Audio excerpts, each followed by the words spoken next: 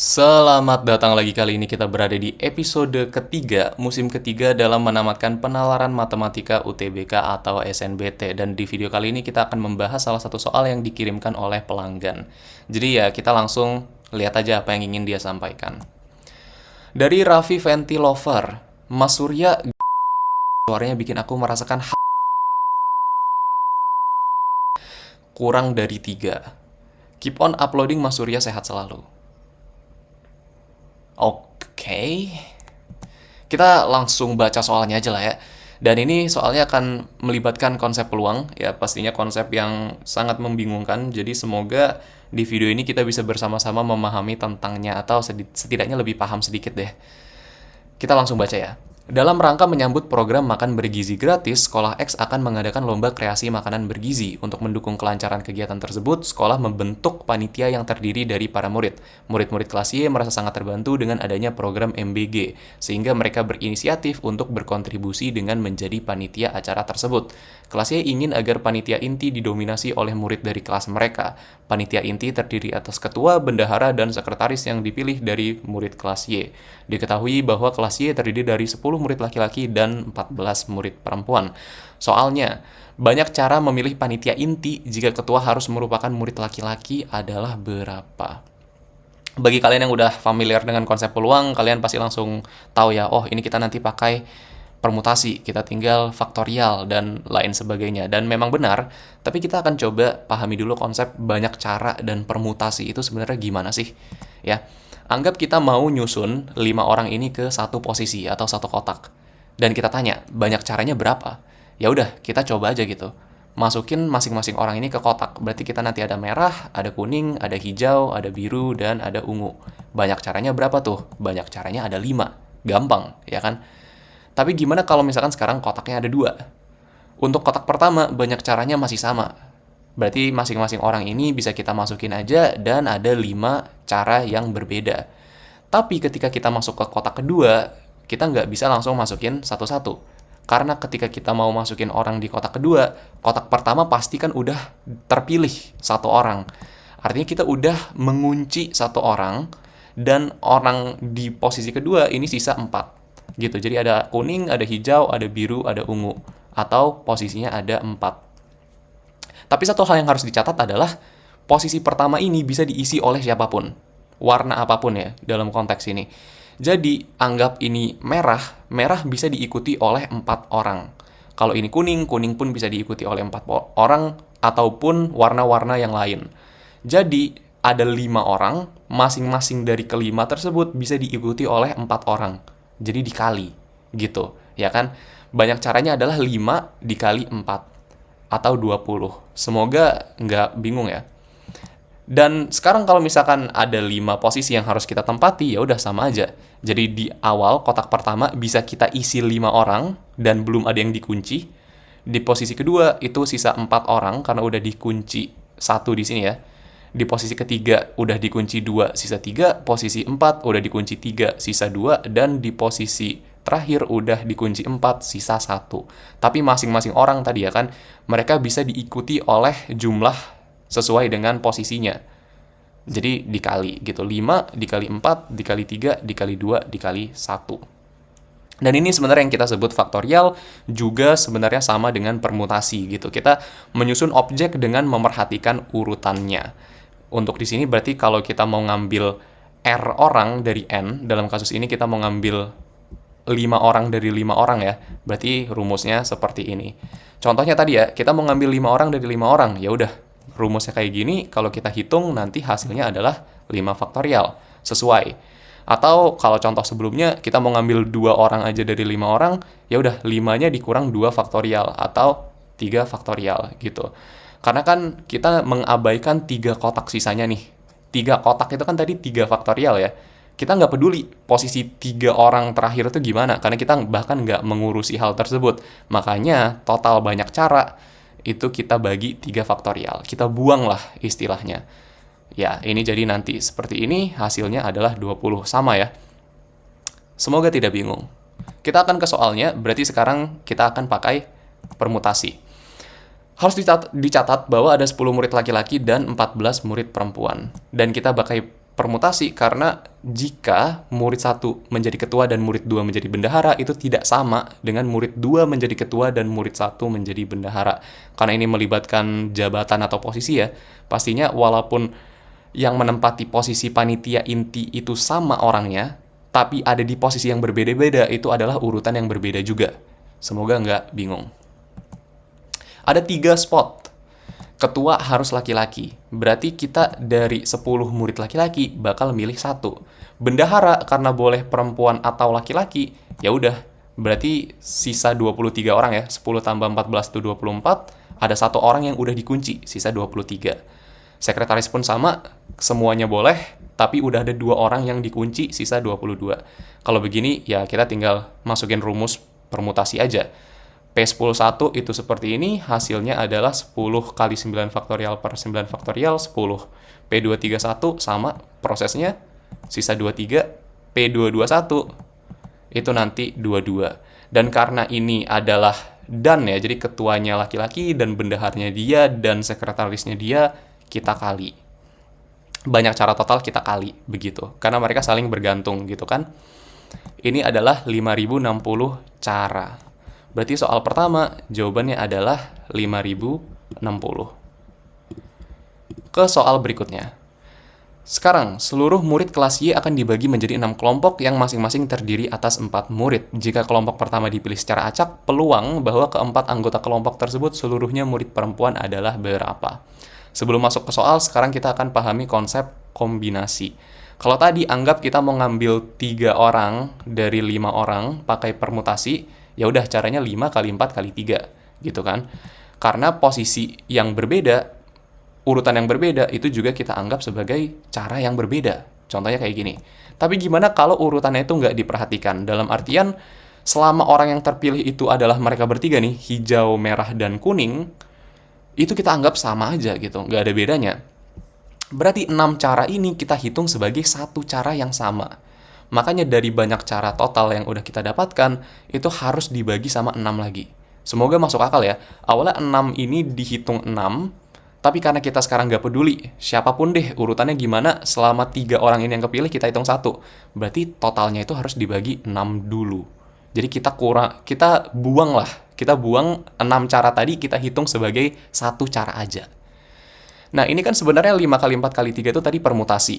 6 ini 3 faktorial. Dan 3 itu adalah berapa banyak orang yang kita ambil. 3 orang. Ya udah, makanya rumusnya si kombinasi pun, ini adalah permutasi. Jadi N faktorial per N kurang R. Ini permutasi ya. Tapi dibagi lagi sama R faktorial. Karena kita nggak ngepeduliin berapa banyak cara dari orang yang diambil selama ya udah orangnya memang itu-itu aja. Ke soal berarti ini yang harus kita catat tapi adalah kenapa kombinasi? Karena kalau kelompok 1 itu terdiri dari siswi 1, 2, 3, 4 dan kelompok 1 terdiri dari 3, 1, 2, 4 selama siswinya mereka berempat ya udah itu kelompok yang sama gitu. Kita nggak bisa menganggap itu kelompok yang berbeda. Dan hal kedua yang harus dicatat, yang ditanya ini peluang, bukan banyak cara. Bedanya apa? Kalau peluang itu nanti banyak cara yang kita inginkan dibagi total banyak cara. Maksudnya gimana? Kita tulis dulu ya rumusnya. Berarti banyak cara yang kita inginkan tuh yang mana sih? Yaitu murid terpilih perempuan. Total banyak cara, ya murid terpilih semuanya. Jadi dari semua cara memilih murid, yaitu bisa laki-laki atau perempuan, kita cuma mau fokus nih ke murid terpilih itu perempuan. Makanya itu rumus peluang secara kasar kayak gitu ya. Murid terpilih perempuan tadi kita mau ngambil 4 dari 14 total perempuan. Dan murid terpilih semua, kita mau ngambil 4 dari 24 keseluruhan. Kalau udah tahu kayak gini, ya udah tinggal kita masukin aja rumus kombinasinya. Ini jadi kayak gini, yang bawah jadi seperti itu. Ini bisa dikurang ya, jadi 10 faktorial dan 20 faktorial, 4 faktorial bisa dicoret, dan ini atas bawah bisa kita panjangin, jadi 14 sampai 10 faktorial, 24 sampai 20 faktorial. Bisa dicoret, dan ini ya, yang bisa dicoret, kita coret lagi. Contohnya 11 sama 22, terus 12 sama 24, 14 sama 2, dan 7 sama 21. Kalau udah nggak ada yang bisa dicoret, tinggal dikali aja, dan jawabannya adalah 13 per 138. Jadi seperti itu untuk yang nomor 2, dan misalnya sejauh ini kalian ada yang dibingungkan, entah saya ada yang salah, saya nggak jelas, saya terlalu cepat, silakan tanyakan aja di kolom komentar. Ke soal ketiga. Pada rapat pertama dipilih 3 murid secara acak untuk menjadi juri lomba. Peluang bahwa ketiga juri tersebut seluruhnya murid laki-laki atau seluruhnya murid perempuan adalah berapa?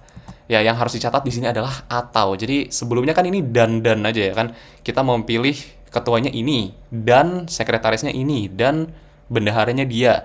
Itu kita pakai dan, kita kalikan gitu. Dari banyaknya kasus kita kalikan mereka. Tapi sekarang ini ada konjungsi atau.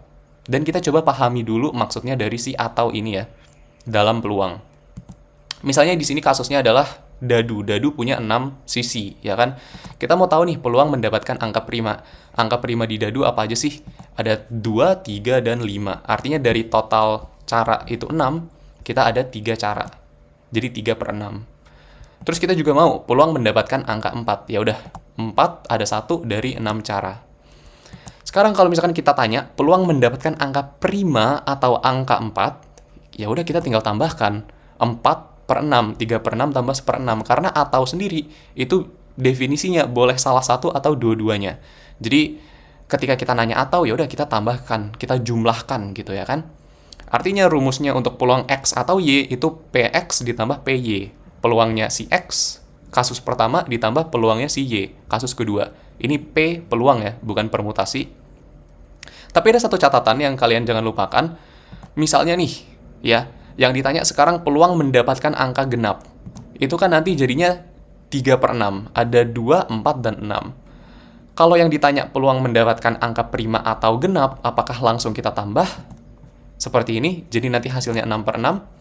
Bukan gitu. Kenapa? Karena di sini ada elemen yang sama. Kalau kalian lihat ya, di X dan di Y, di kasus 1 dan kasus 2 itu sama-sama ada angka 2. Dan ini dia duplikat. Jadi kita harus kurangi dulu salah satu, sehingga totalnya itu 5/6. Artinya peluang X atau Y, selain kita tambahkan peluang kedua kasus, kita juga harus kurangi elemen di mana ada ya, peluang di mana ada elemen yang duplikat di kedua kasus tadi. Semoga tidak membingungkan. Beginilah rumusnya. Kita langsung masuk aja ya ke soalnya. Yang X atau si kasus pertama, peluang laki-laki terpilih semua, dan yang kedua, peluang perempuan terpilih semua. Kita langsung masukin aja ya, berarti untuk laki-laki, oh ya, dengan catatan ini kita pakai kombinasi, karena kalau jurinya itu siapapun, selama orang yang sama, ya udah, itu jurinya sama gitu. Kita nggak peduli kan urutan juri 1, 2, 3 seperti apa, itu kita nggak peduli. Jadi di sini murid terpilih laki-laki pakai C10-3, kita milih 3 dari total 10 laki-laki, murid terpilih semua pastinya milih 3 dari total 24 murid. Perempuan juga sama, 3 dari 14 perempuan, semuanya 3 dari 24. Langsung kita masukin aja ya.